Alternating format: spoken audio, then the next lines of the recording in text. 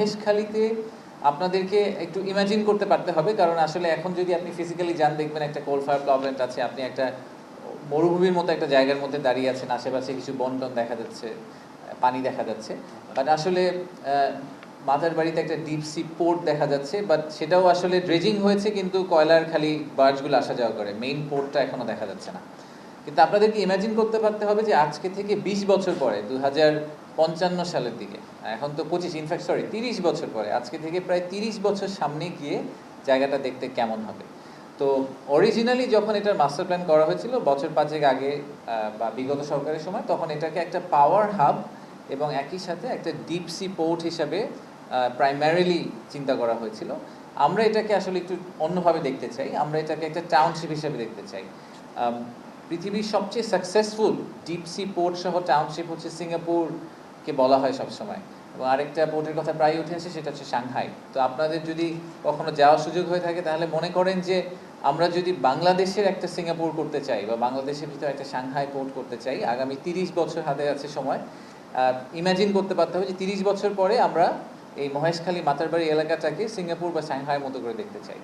এটা is not a vessel city, এটা একটা স্যাটেলাইট সিটি না, ইটসেলফ ইজ আ টাউনশিপ। এবং অলমোস্ট চট্টগ্রামের আরেকটা এনহ্যান্সড এবং মডিফাইড এবং নিউ ভার্সন, যেটা আমাদের প্রাইমারি সোর্স অফ লজিস্টিক্স বলেন, ইন্ডাস্ট্রিয়ালাইজেশন বলেন, সব কিছুর জন্য এটা আমাদের প্রাইমারি একটা সোর্স হবে।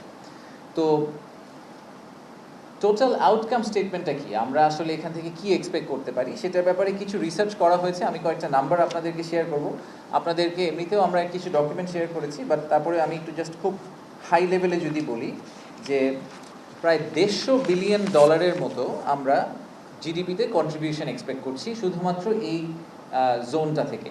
এটাকে আমরা একটা কমার্শিয়াল হাব বলছি। সো আমি এখন থেকে কমার্শিয়াল হাব হিসেবে এটাকে যদি বলে ইউজ করি এই টার্মটাকে, যে এই কমার্শিয়াল হাব থেকে আমরা $150 বিলিয়ন জিডিপি কন্ট্রিবিউশন এক্সপেক্ট করছি, যেটার মধ্যে প্রায় 16 থেকে 18 বিলিয়ন ডলার হচ্ছে ইম্পোর্ট সাবস্টিটিউশন, যে আমাদের ফরেন কারেন্সিতে রিজার্ভে একটা সেভিংস হবে। আর একই সাথে আমরা আশা করছি যে লজিস্টিক্সে প্রায় 4 বিলিয়ন থেকে 6 বিলিয়ন ডলারের সেভিংস হবে। 60 থেকে 65 বিলিয়ন ডলারের টোটাল ইনভেস্টমেন্ট হবে, তার মধ্যে আমরা আশা করছি যে প্রায় $5 বিলিয়ন এফডিআই হিসেবে আসবে, বাকিটা আমরা লোকাল ইনভেস্টমেন্ট এক্সপেক্ট করছি। আর ফাইনালি প্রায় 1.5 লাখ লোকের কর্মসংস্থান ডিরেক্টলি আমরা এক্সপেক্ট করছি, ইনডিরেক্টলি সব মিলিয়ে প্রায় 25 লাখ লোকের কর্মসংস্থান আমরা আশা করছি এই এলাকা থেকে হবে। তো এটা এগেন আপনাদেরকে একটু সামনের দিকে তাকিয়ে চিন্তা করতে হবে। আমি জানি যে আমরা সবসময় আশা করি যে কালকেই কি হয়ে যাবে, বাট আমাদের এটা this is a beginning of a very very long term plan. But আমরা যদি এটাকে সফলভাবে করতে পারি, আসলেই বাংলাদেশের চেহারা বদলানোর জন্য সবচেয়ে বড় ইনগ্রেডিয়েন্ট হিসাবে আসলে এই মহেশখালী ইন্টিগ্রেটেড ডেভেলপমেন্ট এরিয়াটা আপনি চিন্তা করতে পারেন।